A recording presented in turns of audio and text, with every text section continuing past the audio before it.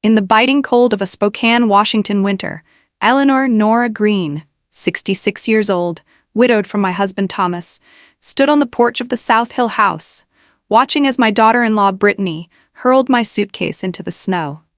Beside her, my son Daniel Green crossed his arms and said nothing, letting me shiver like some unwanted boarder. They had once promised, "Mom, you'll always have a safe home," but that promise had turned into shackles. Every month they drained my Social Security check dry, turning me into an unpaid maid. I had been a librarian all my life, a woman who valued order and respect. Yet here I was, stripped of my dignity by my own blood. Brittany's mocking laugh cut through the air, every syllable dripping with contempt, the sound of someone convinced she held all the power. Daniel, my son, my flesh and blood, just stood there, unable to meet my eyes. By all rights, I should have cried, begged, pleaded. But instead, I smiled, a smile that unsettled them because I knew something they hadn't yet realized. My voice was calm, barely above a whisper. "Are you sure you read the name on that lottery ticket?" It was a small question, but buried within it was the power to flip their entire world upside down. This was not just a family tragedy. This was one of those revenge stories no one would ever forget. And as the snow fell heavier and my heart beat faster, I knew with absolute certainty, this was only the beginning. I am Eleanor Nora Green, 66 years old. I've lived my entire life in Spokane, Washington, where winters blanket the steep streets of South Hill in snow and summers fill the banks of the Spokane River with laughter. I spent more than 30 years as a librarian at the city library. People often said librarians led dull lives, but for me that was where I found peace. The rustle of pages, the scent of old ink, the neat rows of books that never betrayed their order. I've always been a quiet woman, reserved, and someone who believed in rules, in fairness. My husband Thomas was a true carpenter, a man who built with his hands and carried the smell of pine home with him each evening. That scent meant safety to me, a reminder of a home held together with love. Thomas would often repeat a phrase I never forgot. "A house is only truly a home when respect lives there." Before cancer took him, he carved a small walnut keychain and etched those very words into it. Home means respect. I carry it everywhere in a worn fabric bag. It has been my anchor through the darkest days. After Thomas died, the house we shared near Riverfront Park felt far too big, too hollow. My only son Daniel came to me after the funeral and said, "Mom, it's not good for you to be alone. We have a guest room, it'll be more comfortable. You won't feel so lonely." I looked at his face, saw the concern, but also something else, a trace of insistence. Brittany, my daughter-in-law, quickly added, "It'll save money, Mom, and you'll have the kids around. It just makes sense, doesn't it?" I stood in silence, gazing at the house where I had lived for more than 40 years. Then slowly, I nodded. I didn't realize it then, but I had just stepped into a sweet trap. The first few months in Daniel's house weren't too bad. I cooked meals, cleaned, and took care of my grandchildren, Emma and Lucas, on weekends. I thought I still had purpose, still had value. But by the second month, Brittany spread a stack of papers across the dining table. "Mom, we need to be clear about expenses. You'll contribute $1,200 a month. That covers electricity, water, food, maintenance. You understand, right? It's only fair to everyone." I froze. $1,200 was nearly my entire Social Security check. My voice came out small. "Is all that really necessary?" Brittany's smile was tight, unyielding. "It's only fair, Mom. You use the kitchen, the utilities." Daniel stayed silent, eyes fixed on the table. I swallowed hard, then signed. From that day on, I slowly became nothing more than the unpaid help. I cooked every meal, did laundry, scrubbed the floors, and even watched the kids when they went on trips. No one thanked me. It was all taken as a given. More than once, Brittany said bluntly, "Mom, the guest room upstairs isn't practical. The basement would give you more privacy. Up here's just too crowded." Her words stabbed at me, but I said nothing. I knew what they really wanted, to push me further out, little by little. And yet, I clung to one ritual. Every Friday morning, I walked to the Maple and 14th Corner Mart. I bought a lottery ticket, always the same numbers, the numbers tied to my life. The day Thomas and I married, the day Daniel was born, the number of our first house. Jimmy, the young man behind the counter, always greeted me the same way. "Good luck, Mrs. Green. Maybe today's your day." I'd smile, slip the ticket into the fabric bag alongside Thomas's wooden keychain. I never expected much. It was simply a ritual, a way of holding on to hope. And there was one rule I always knew.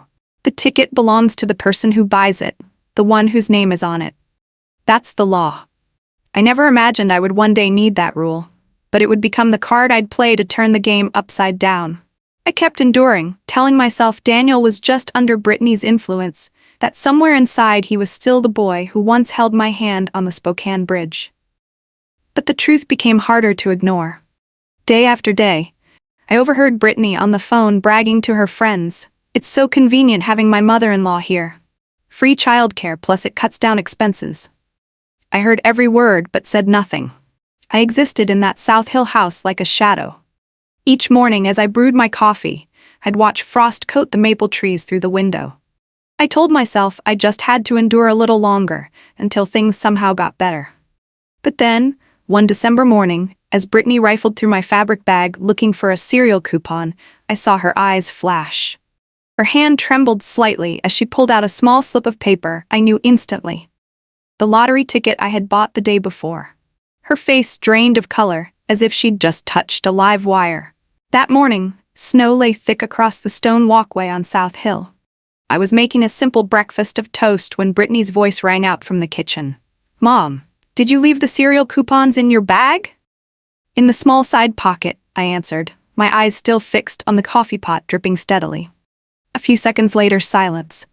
I turned, and there she was, frozen by the counter, a lottery ticket trembling in her hand, her face pale as if she'd just seen a ghost.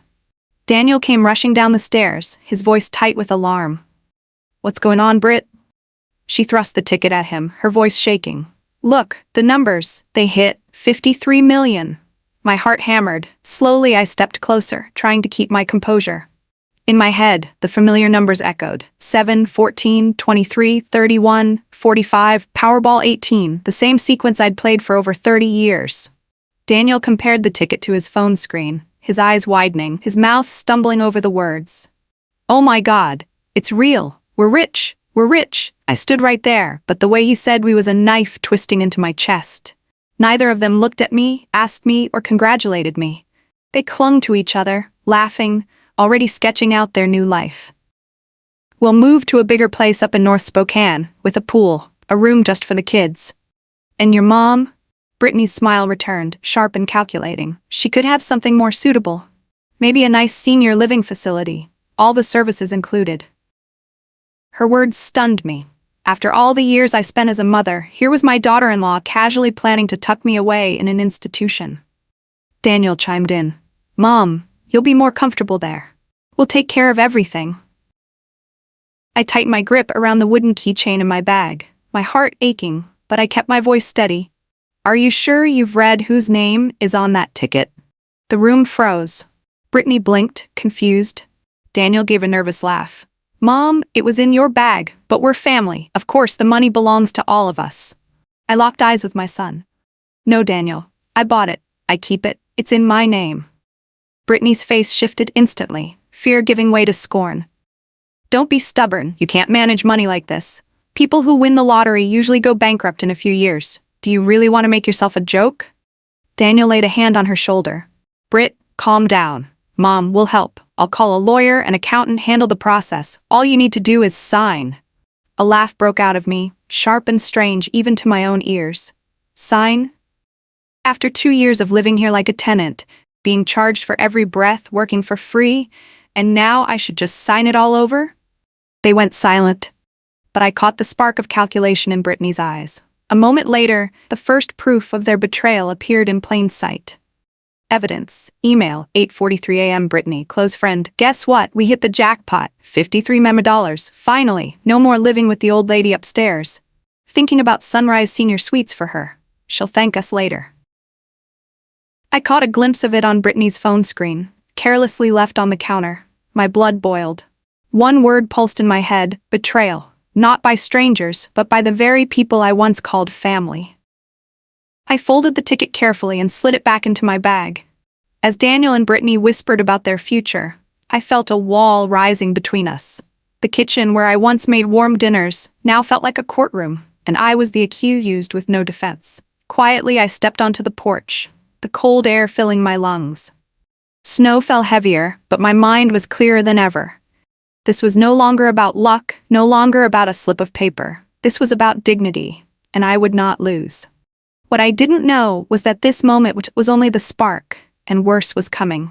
After the moment Brittany discovered the lottery ticket, I thought the tension had reached its breaking point. But no, that was only the beginning.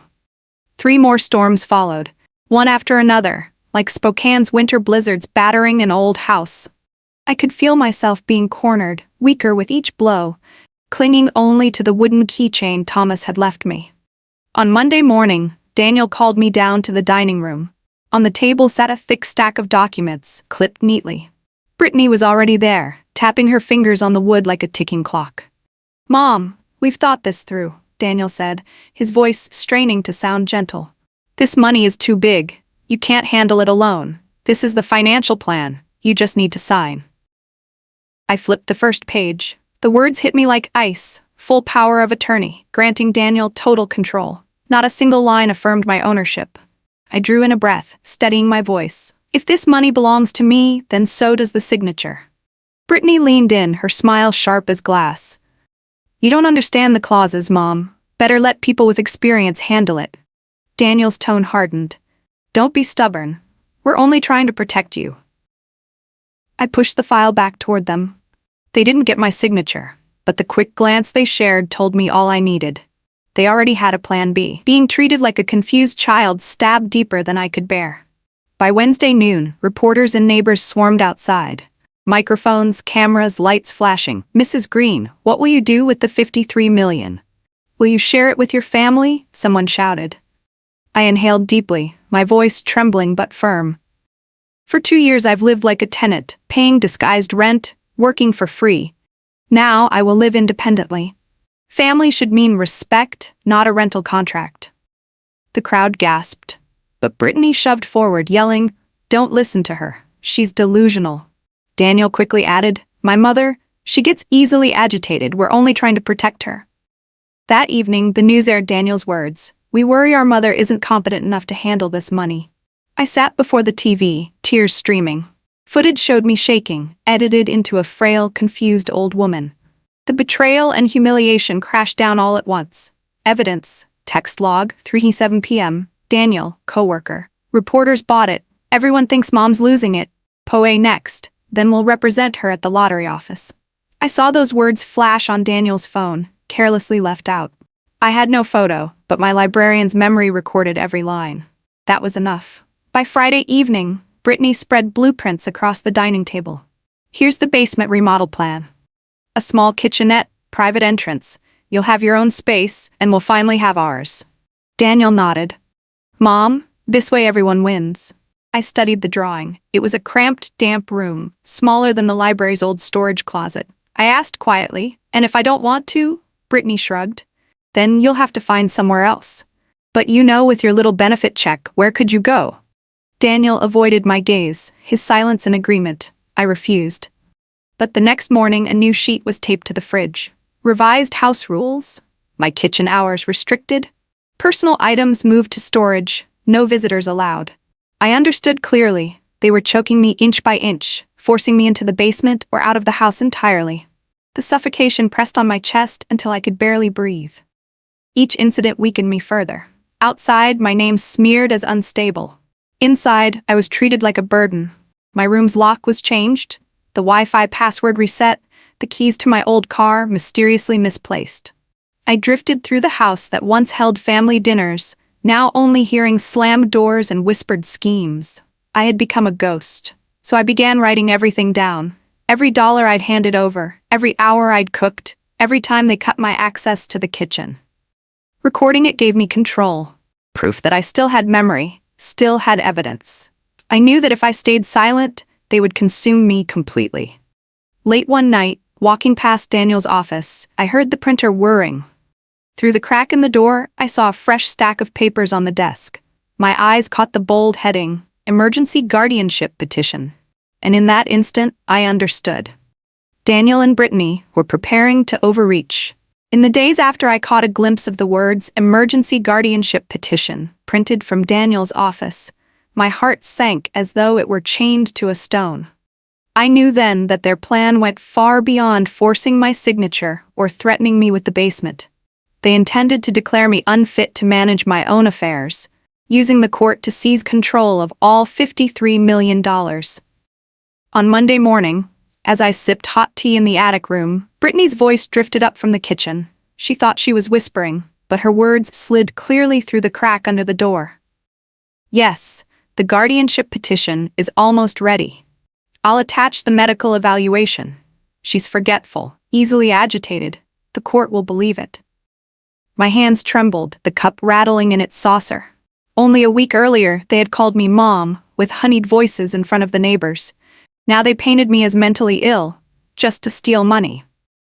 When I stepped downstairs, Brittany hung up quickly and plastered on a smile. "Did you sleep well, Mom? We were thinking of scheduling you a health checkup. The court wants a complete medical file." I didn't answer.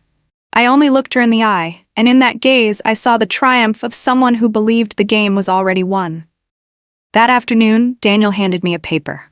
"It's just an appointment, Mom. The doctor needs to test your memory, your reactions, standard procedure. Nothing to worry about." The words cut like a blade. They wanted to turn a widow's quietness into evidence of dementia. I sought help the only place I could, Maria Chen's office on the banks of the Spokane River. Maria, the attorney who had once helped Thomas and me write our will, welcomed me inside. My voice cracked as I spoke. "Maria, they're going to claim I'm incompetent. I could lose everything." Her brow furrowed. She pulled out a thick leather folder. "Nora, Thomas saw this coming. 6 months before he passed, he hired me to prepare." I froze. Maria placed the file before me. Inside was a report from a private investigator Thomas had retained. Every page was lined with their financial rot. Mountains of debt, mortgages underwater, unpaid car loans. Evidence, investigator report, page 4, June 12. Daniel Green and Brittany Green. Credit card debt $47,000. Negative equity mortgage $32,000. 2 auto loans $18,000. Brittany's personal business, operating at a loss for 8 consecutive months. I read each line, my pulse quickening. All this time it wasn't family that bound them to me. It was the fact that I was a living ATM. Maria's voice softened. "Thomas also created a reserve fund, $500,000, in your name. He wanted to make sure if Daniel and Brittany ever tried to exploit you, you'd still have something untouched. That fund is intact, with interest." Tears stung my eyes, not from weakness, but from realizing my late husband still protected me from beyond the grave. But Maria's tone sharpened again. "Even so, Nora, if they file an emergency petition, the court might still side with them. You must prove your competence and have irrefutable evidence ready." I nodded. Yet when I stepped out of her office, the Spokane River wind whipped against my face, and for the first time I felt like I was already losing this game. That night's news drove the knife deeper. The broadcast replayed clips of me trembling before reporters, overlaying the anchor's voice. "Mrs. Green may require assistance from family to avoid poor decisions." The footage painted me as frail, helpless. In the market the next morning, I overheard whispers. "Best let her son handle it. She's not in her right mind." Neighbors looked at me with pity that burned like shame. Inside the house, the isolation thickened. My room lock was changed. I was given a spare key, nothing more. The internet was cut to save money. Dinner arrived on trays left at my door. "Rest upstairs, Mom. It's more convenient this way," they said. I knew what they meant. Vanish from the living room, vanish from conversations, vanish from the evidence of being part of this family. Daniel tried to keep his voice soft.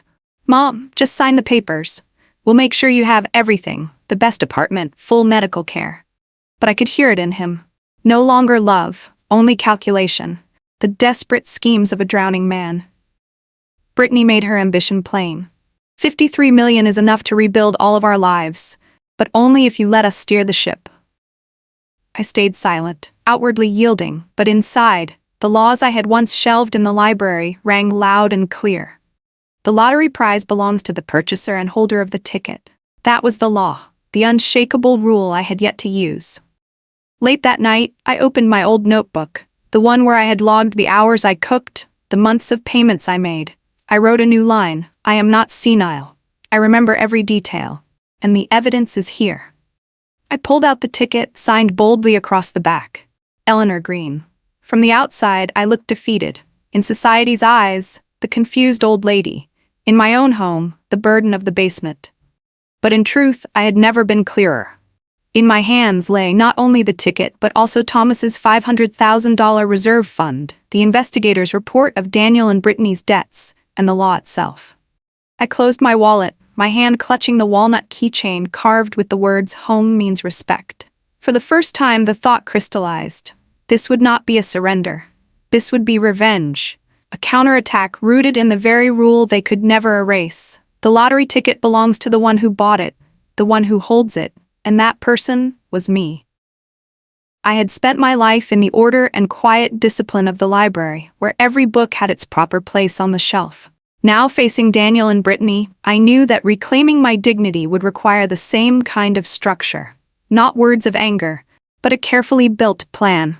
I called it CAGE. Collect, align, gamble, edge. A cage that would hold my evidence, and eventually trap the very people who thought they could manipulate me.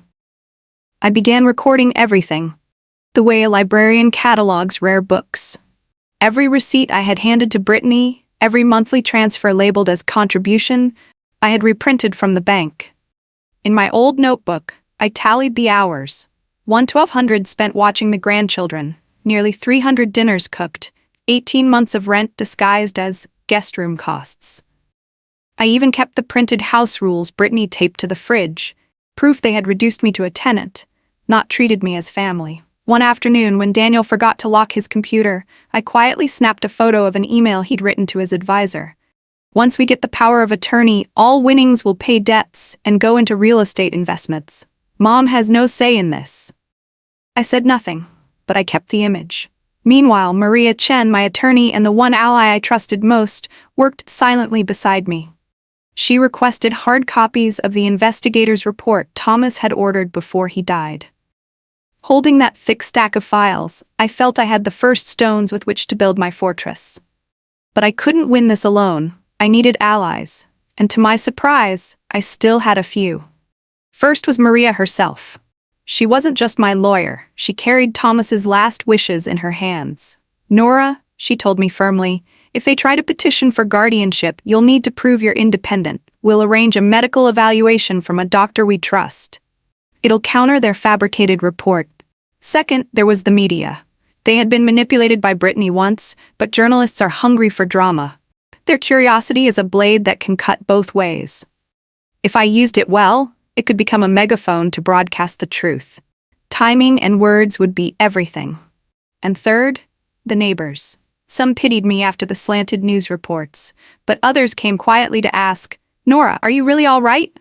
I smiled then and said nothing, but I knew when the time came, their testimony about how I was treated would be powerful.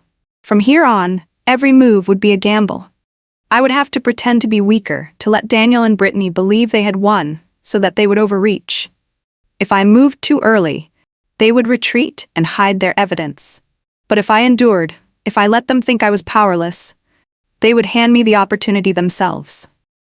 Maria warned me, "The risk is that they might try to seize the ticket. If you lose it, you lose everything." I nodded. I understood. Another risk was the cost of litigation. I wasn't wealthy outside of the ticket and Thomas's reserve fund. If they dragged things out, I could break financially and emotionally. But I had already decided. A portion of that $500,000 reserve would serve as my legal shield. I was also gambling with public opinion. If I exposed their exploitation, there would be whispers that I was airing dirty laundry, smearing my family. But better that than letting my life rot away in a basement. My first advantage was the law itself. The lottery ticket belongs to the person who purchased and signed it. That is unshakable.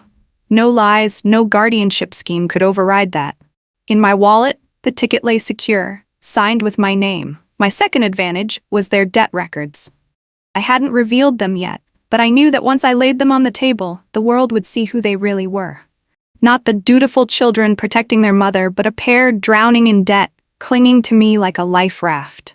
And my final advantage, the most important, was the one I kept to myself. My secret ace. It was the reserve fund Thomas had left in my name, untouched and growing, plus the signed lease on a new apartment downtown. With these, I could prove my independence both financially and practically. I hadn't told a soul, not even written it in my notebook.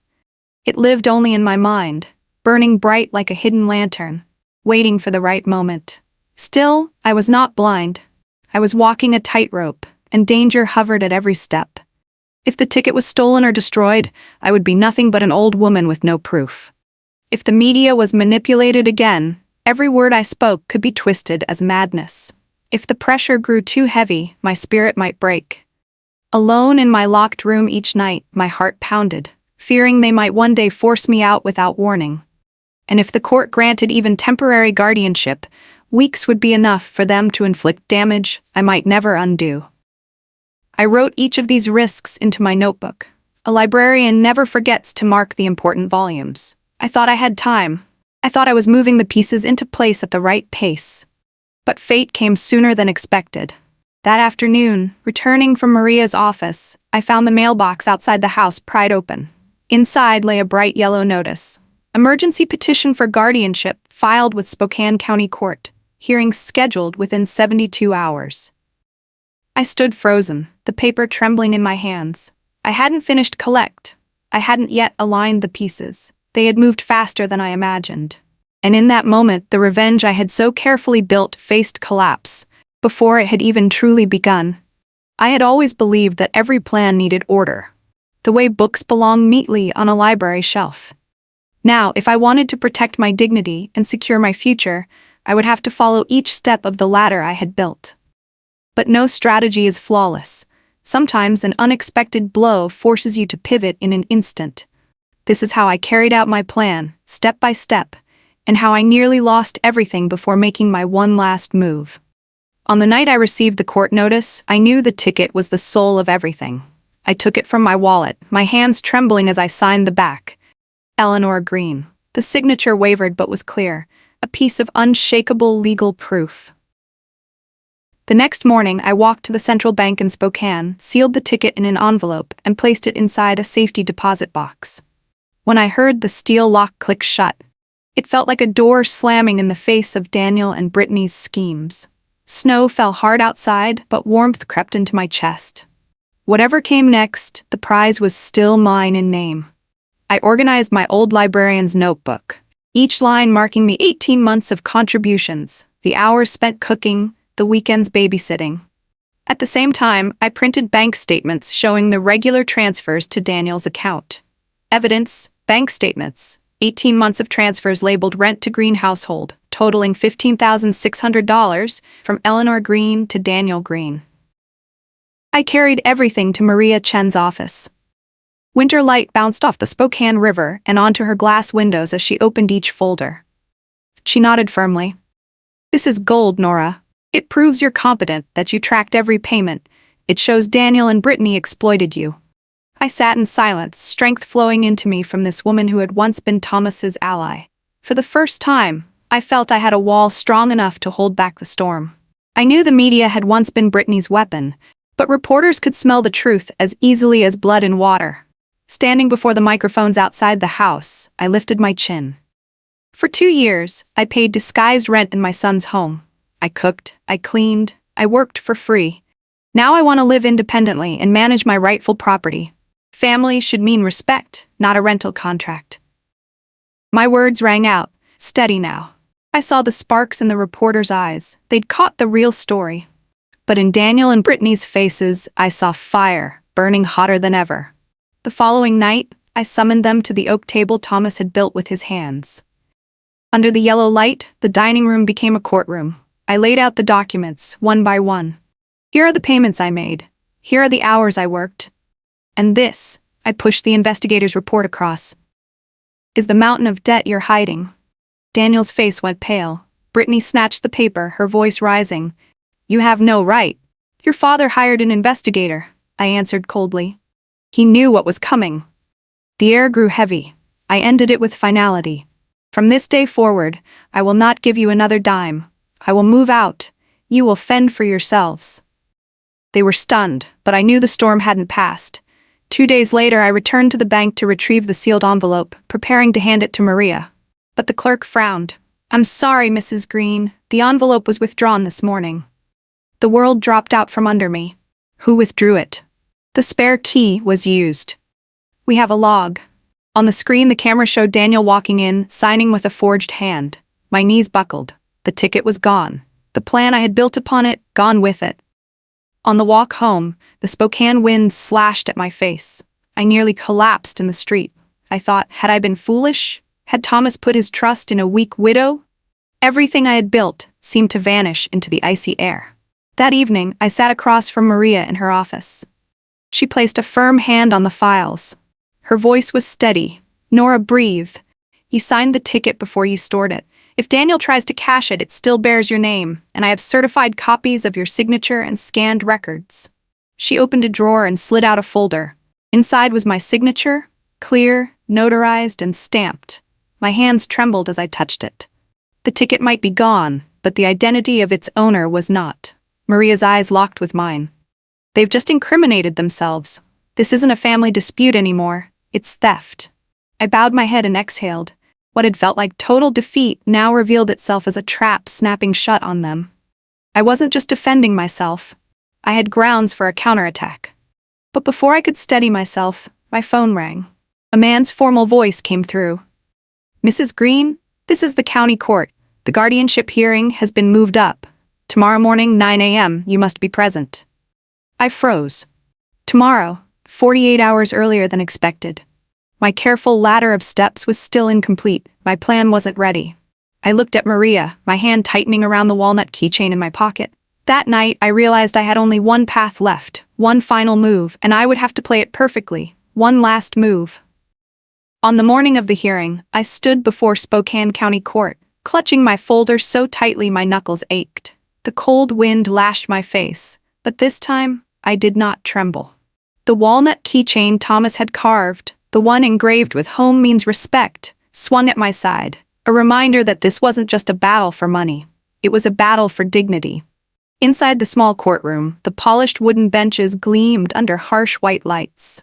To the left, Daniel and Brittany sat close together, dressed as if ready to close a real estate deal. In front of them, a young lawyer with eyes blazing ambition shuffled his papers. Across from them, I sat with Maria Chen, my ally who had never let me lose faith. The judge rapped the gavel. "This is the emergency guardianship hearing concerning Mrs. Eleanor Green."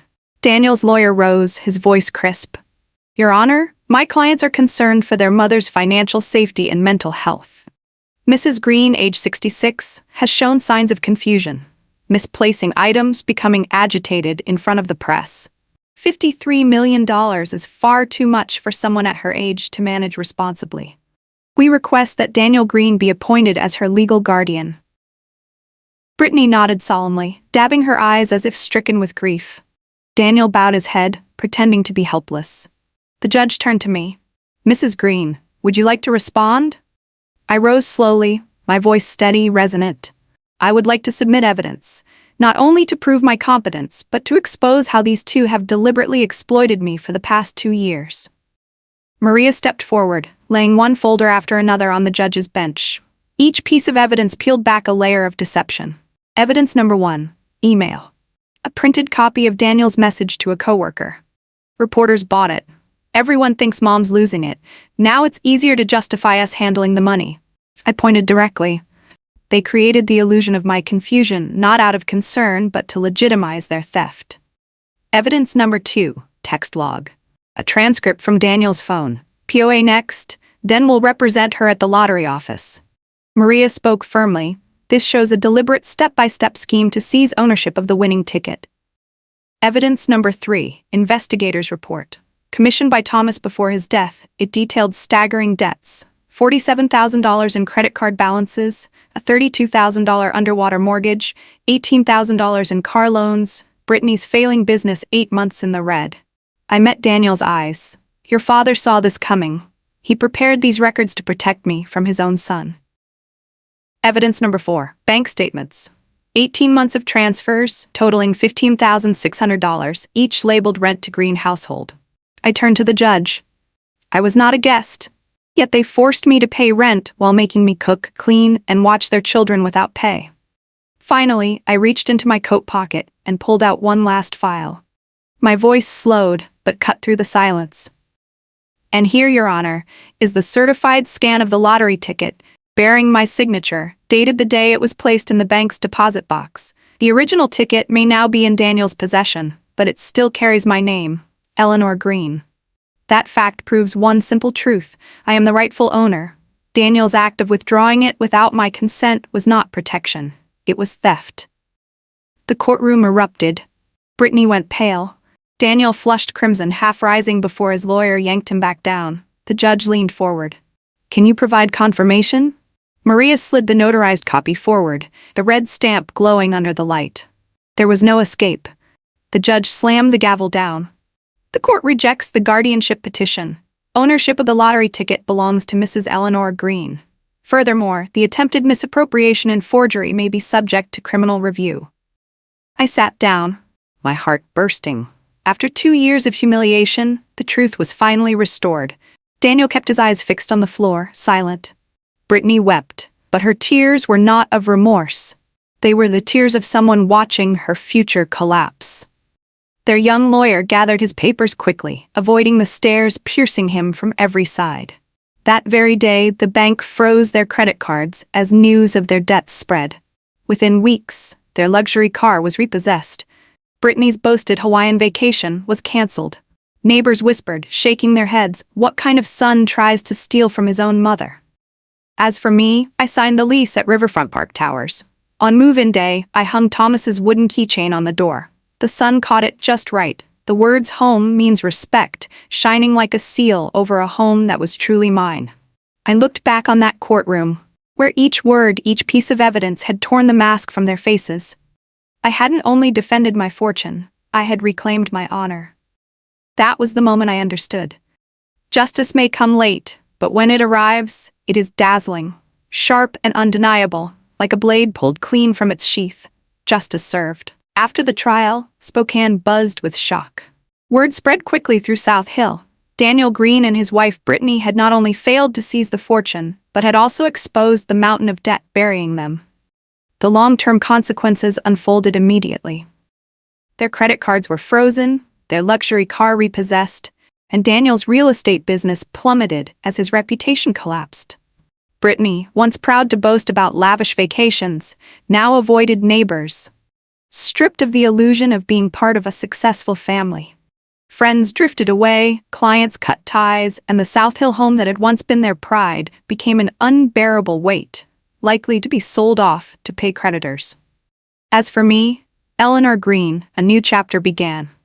I moved into an apartment at Riverfront Park Towers, its windows opening onto the glittering Spokane River.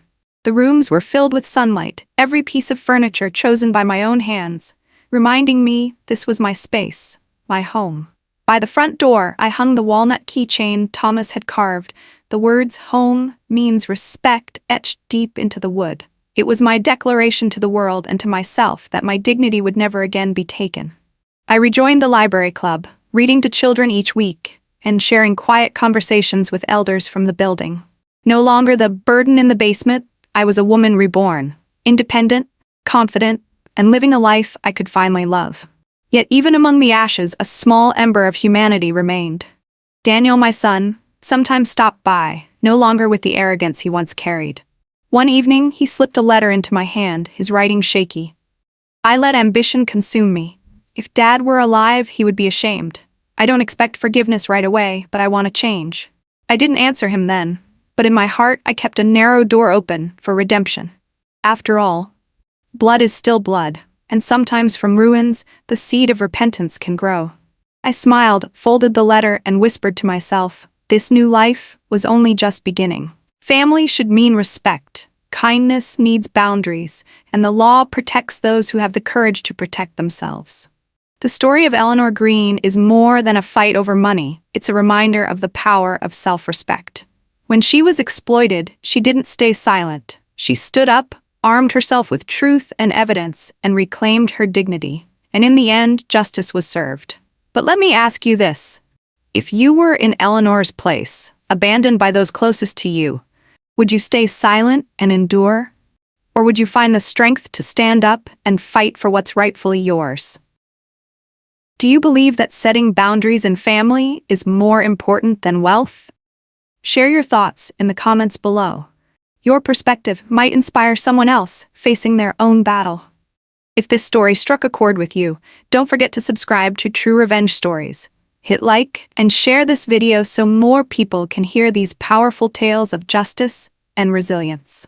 Every day, we bring you new revenge stories. Stories where the truth cuts through the lies and justice always finds its way, no matter how long it takes. And if you're ready for more, head over to our playlist, where countless stories are waiting to be discovered.